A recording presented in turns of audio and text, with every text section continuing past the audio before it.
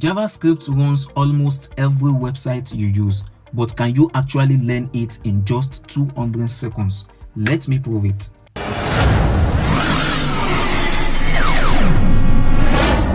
Let's start by having your code editor installed, and I will be using VS Code. JavaScript lets you control website, and this prints messages to the browser console. Variables store data. You can use them like this. JavaScript has different data type, and these are the foundation of everything. Now, let's make decision. Your code can now think as it prints out adults since the age is 18. Wait, JavaScript gets even better here at the loop.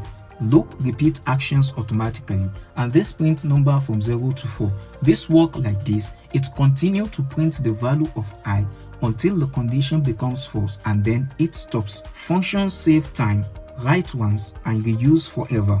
You can store multiple values using arrays and objects. This is an array and this is an object. This is how real apps manage data. Now, here is the craziest part. With just what you learned, you can build interactive websites, games, animations, and even full apps.